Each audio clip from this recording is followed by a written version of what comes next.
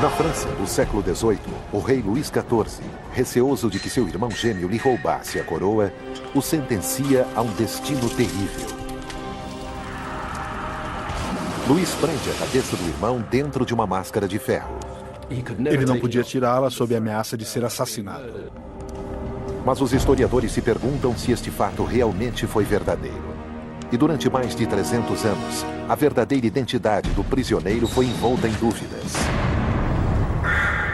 Em uma busca que leva às masmorras mais escuras da França imperial e que explora o conhecimento médico moderno e verifica documentos antigos em busca da verdade, vamos abrir os arquivos secretos do Homem da Máscara de Ferro.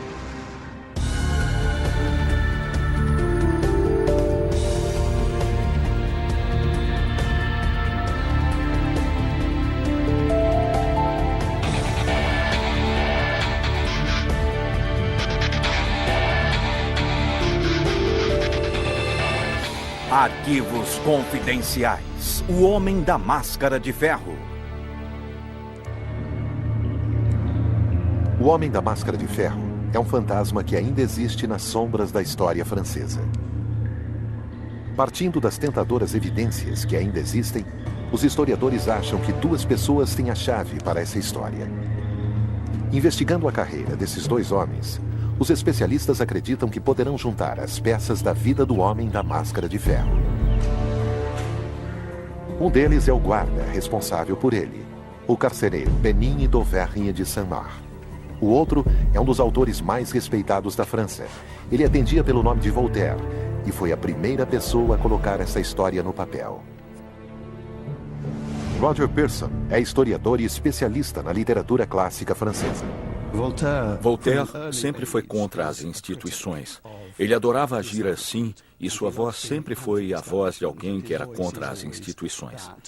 Ele tinha suas próprias crenças políticas e as perseguiu durante toda a sua vida. Sua missão era restringir o poder da dinastia Bourbon e transformar a França num país governado por uma constituição. Com 23 anos, o ódio de Voltaire contra o sistema político se intensifica quando ele se torna sua vítima. Na França dos séculos 17 e 18, o famoso instrumento de opressão era a lettre de cachet. Assinada pelo rei e por outra autoridade, esta carta era suficiente para permitir que alguém chamasse a polícia e mandasse prender alguém.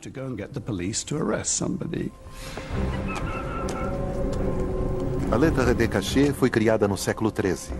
400 anos depois, Luís XIV, rei da França, explora essa política em sua própria vantagem, infligindo punições que iam desde curtos choques até prisões perpétuas para os que se opusessem a ele.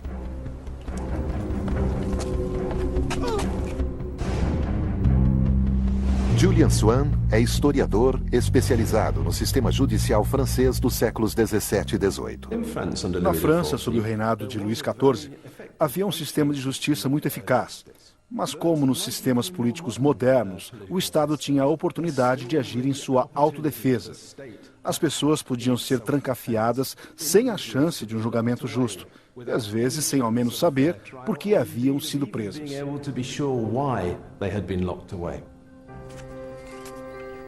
O crime de Voltaire contra as instituições foi escrever poemas satirizando o regente Philippe II. O regente achou que Voltaire tinha ido longe demais e uma lettre de cachet foi expedida contra ele. Voltaire foi mandado para a Bastilha. Esta foi sua principal experiência com relação às injustiças da época. A capacidade de crueldade do rei Luís XIV, sem dúvida, estava na cabeça de Voltaire quando a porta de sua cela na Bastilha se fechou. 40 anos antes, um escândalo na alta sociedade havia abalado a França, provocando ondas de prisões. O caso dos venenos foi um episódio célebre do século XVII na França.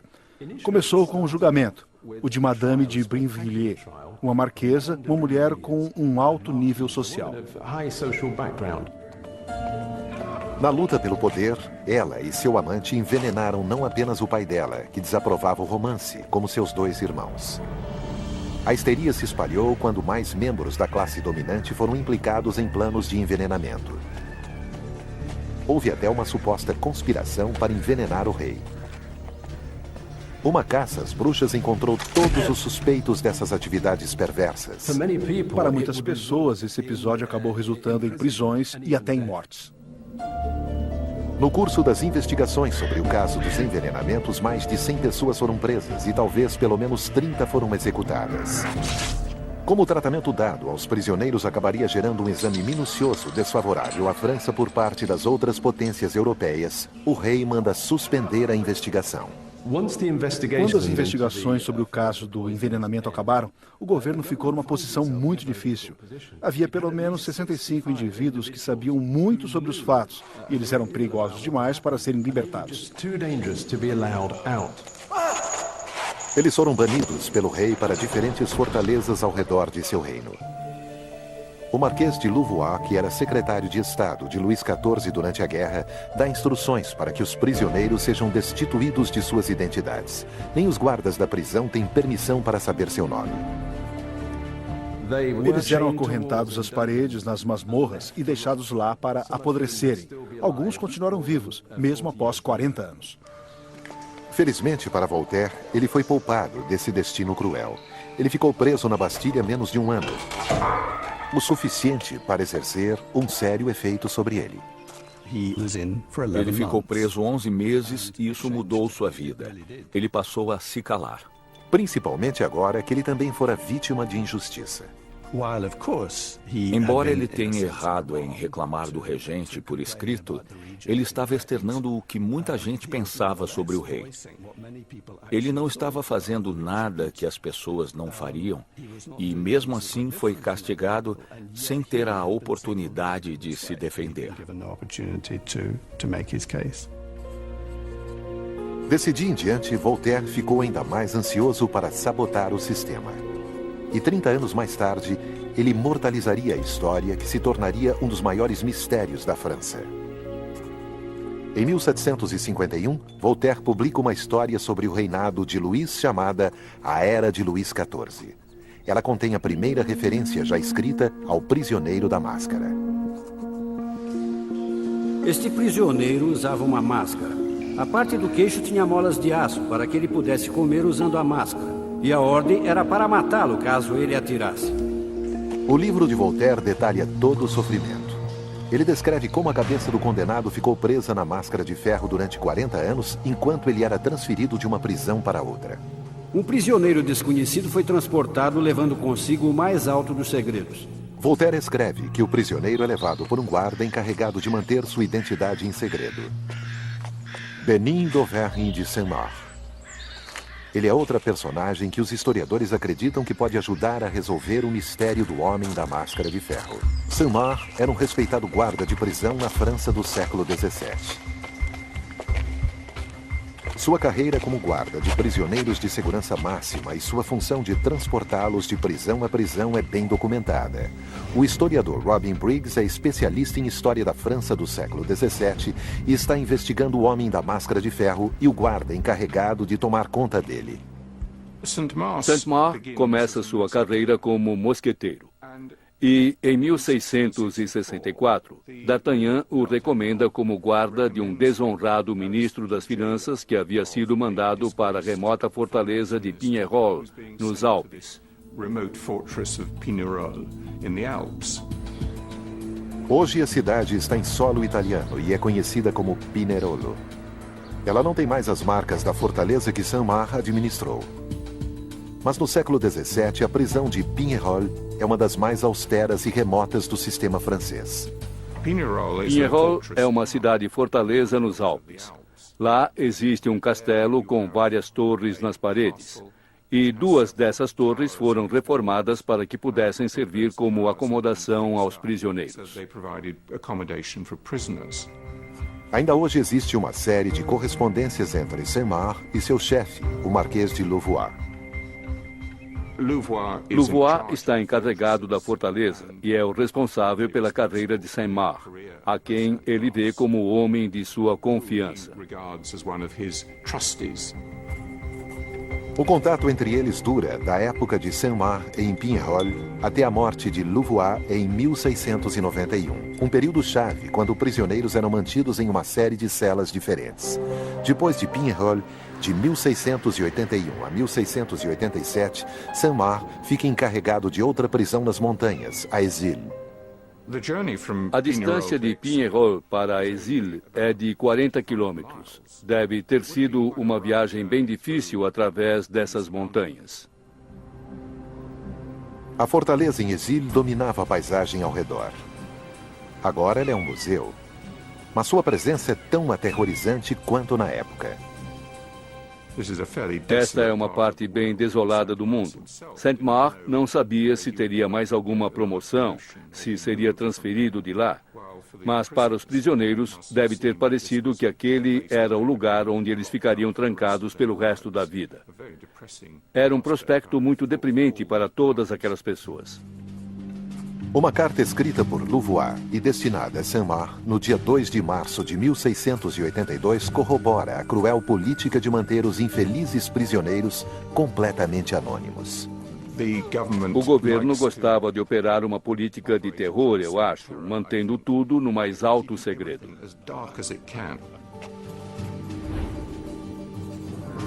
Como era importante que os prisioneiros em exílio, que em Pignerol eram chamados de prisioneiros da Torre Mais Baixa, não tivessem contato com ninguém, o rei ordenou a mim que ordenasse a você que eles fiquem guardados com todo o cuidado e rigidez possível, e assim você poderá fazer a vontade de Vossa Majestade.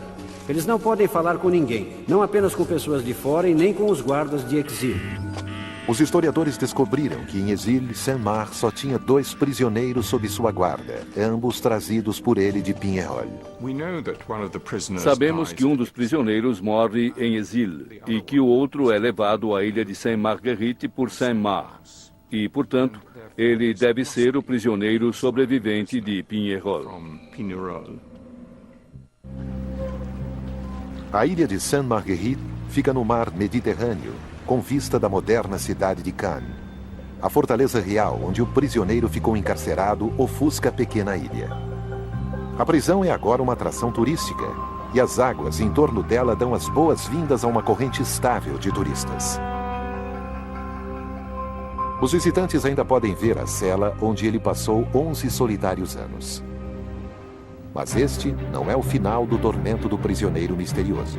Seu destino final é a famosa Bastilha, em Paris. Voltaire confirma que o prisioneiro mascarado é transportado por Saint-Marc.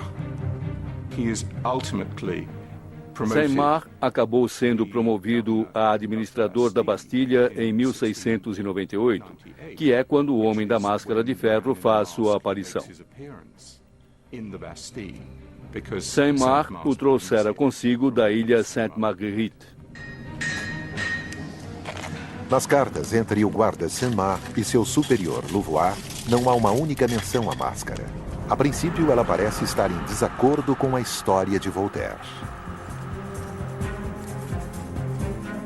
Mas investigações posteriores revelam uma fonte de registro da Bastilha que endossa seus relatos.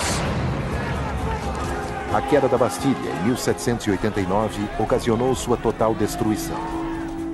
Hoje, os restos da fortaleza, que um dia já se ergueu de maneira ameaçadora sobre Paris, são apenas algumas pedras, recuperadas depois que a Revolução Francesa acabou.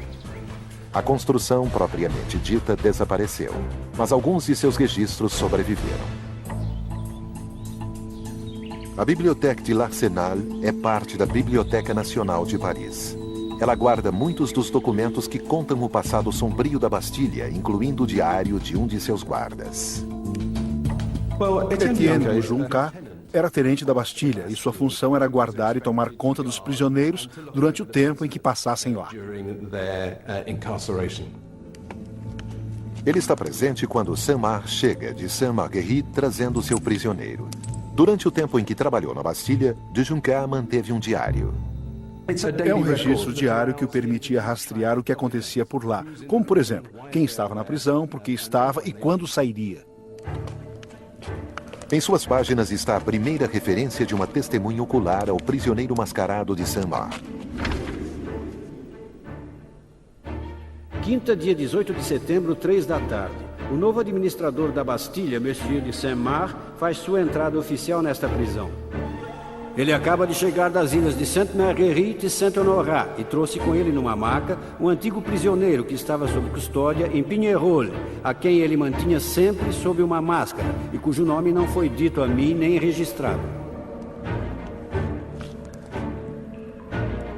Aqui temos a primeira evidência irrefutável de que o prisioneiro sem nome realmente usava uma máscara e que havia estado com Saint-Marc durante a maior parte de sua carreira como guarda de prisão. Este é o destino que intrigou e aterrorizou os leitores quando a história foi publicada por Voltaire. Mas os conhecimentos médicos modernos usados para testar essa história atingem resultados surpreendentes. O cirurgião musculoesquelético Mike Edwards revela os prováveis efeitos de se ficar década após década dentro de uma máscara de ferro sólida. Digamos que um homem fique encerrado numa máscara de ferro durante 30 anos, sem nunca tirá-la. Como ele poderia sobreviver? Em minha opinião, e analisando as probabilidades, ele não sobreviveria. Com a ajuda de computação gráfica, Mike revela o que teria acontecido dentro da máscara. Para entender o que está acontecendo embaixo da máscara, precisamos afastá-la do rosto. Sob a máscara, aqui temos um ambiente quente, úmido e gorduroso. Horrível para a pessoa que a está usando. Mas um paraíso para insetos, fungos e bactérias. Se a pele for danificada, ela abrirá uma porta para dentro da corrente sanguínea. As bactérias de fora não são um problema, mas sim as de dentro. Elas são um grande problema. A pele trincaria facilmente ao ser esfregada contra a máscara. Depois que as bactérias penetram na corrente sanguínea, elas se multiplicam e, ao fazerem isso, elas podem dar início a uma situação muito perigosa conhecida como septicemia. As bactérias dão início a uma reação em cadeia. Um a um, os órgãos no corpo todo deixam de funcionar à medida em que o cérebro vai roubando o sangue deles. O primeiro lugar para onde elas vão é para a pele. Depois é a vez dos rins, do fígado, dos pulmões e, por último, o coração. Mas quando isso acontece, é o fim da linha. Embora as evidências desses terríveis tratamentos ainda sejam visíveis, não há evidências de ninguém que tenha sido atormentado por uma máscara de ferro. Mesmo assim, Du Juncar, o tenente da Bastilha, e Voltaire afirmam que era uma punição real. Em novembro de 1703, Du Juncar fala mais uma vez sobre o prisioneiro da máscara ao descrever sua morte. Segunda-feira, 19 de novembro de 1703. O prisioneiro desconhecido, aquele que Saint-Marc trouxe consigo da ilha de Sainte-Marguerite e de quem manteve a guarda durante um longo tempo, morreu às 10 horas da noite. Porém, uma tradução exata do texto revela que o prisioneiro de fato estava sempre usando uma máscara de veludo preto. A investigação clínica mostrou que seria praticamente impossível sobreviver numa máscara feita de metal. Então, talvez, ela nunca tenha existido. Muito embora esta não tenha sido a única ocorrência de prisioneiros com rostos escondidos. O que temos com a história do Homem da Máscara de Ferro é um conjunto de improvisos dramáticos e adições a uma história que deveria ser bem simples no original. A história de alguém que se tornara inimigo do Estado por razões obscuras e cuja identidade só podemos especular, e que foi preso nesse sistema.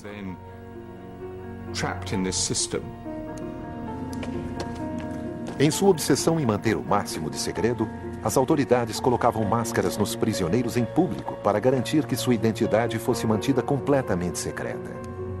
Talvez o prisioneiro de Saint-Marc tenha sido outra vítima condenada e que acabou perdendo para o sistema, como muitos outros infelizes durante este período da história francesa. A busca para entender como uma prática comum na época se tornaria esse extraordinário conto de terror nos leva de volta ao autor que primeiro escreveu sobre ele, Voltaire, o homem que queria acabar com a tirania de Luís. Voltaire continua a enfurecer as autoridades com seus escritos arriscados, tornando cada vez mais perigosa sua permanência na França. Ele atravessa a fronteira de Genebra para o que é, na verdade, a França, compra uma semi-fortaleza arruinada, a reforma e a transforma no Château de Ferney. Agora ele está numa posição geográfica ideal. Ele está na França. Portanto, não pode ser incomodado pelas autoridades de Genebra, mas está perto o suficiente de Genebra para poder ver policiais franceses de Paris vindo para prendê-lo, e assim ele pode simplesmente escapar pela fronteira de Genebra e estará a salvo. Voltaire permanece em seu esconderijo até o ano de sua morte. A salvo, ele retorna a seu trabalho subversivo. Ele percebeu que podia começar a dizer coisas que ele sempre quis dizer. E é nesse período em que ele está a salvo que ele ornamenta sua história. Em um trabalho intitulado Questões sobre a Enciclopédia, Voltaire afirma que o Homem da Máscara de Ferro é ninguém menos que o irmão de Louis. A acusação tem a intenção de trazer um descrédito ainda maior ao rei Luís e à sua dinastia Bourbon. Mas os especialistas questionam a verdade por trás do plano de Voltaire. A ideia de que o Homem da Máscara de Ferro era irmão do rei Luís XIV parece impossível, porque um nascimento real era um evento público no século XVII na França. A rainha era cercada por dezenas de pessoas, e mesmo depois do nascimento, ainda ficava um grande número de pessoas à sua volta. E, portanto, o segredo de um segundo nascimento não poderia ser mantido. Então, esse elemento central da história de Voltaire parece ter sido fabricado. Ele simplesmente inventa alegações escandalosas. É somente mais uma parte de um plano maior. Ele pode estar usando esta história para proveito próprio. E a finalidade, claro, seria questionar a legitimidade da monarquia dos Bourbon. Foi uma tentativa deliberada de perpetuar o mito do Homem da Máscara de Ferro e de chamar a atenção para o comportamento sádico do rei Luís. O prisioneiro mascarado é um símbolo poderoso da brutalidade do sistema. Um símbolo que Voltaire, sem dúvida, percebe e que irá questionar a reputação do rei e capturar a imaginação de seus leitores. Em fevereiro de 1778, Voltaire volta a Paris depois de quase 25 anos e é tratado como herói. Os historiadores dizem que a propaganda antagônica de Voltaire provocou hostilidade entre seus líderes despóticos. E, embora não tenha vivido para testemunhar, Voltaire ajudou a alavancar a Revolução Francesa em 1789. Eu acho que, de um certo modo, Voltaire foi quem começou a incentivar a queda da Bastilha. Quer dizer, a Bastilha era um símbolo de opressão que, claro, acabou sendo destruída durante a Revolução. Os monarcas e opressores injustos da dinastia Bourbon foram depostos e substituídos pelos republicanos. O levante acabou com a tirania das lettres de cachet, que finalmente foram abolidas de uma vez por todas. Versão Marshmallow São Paulo.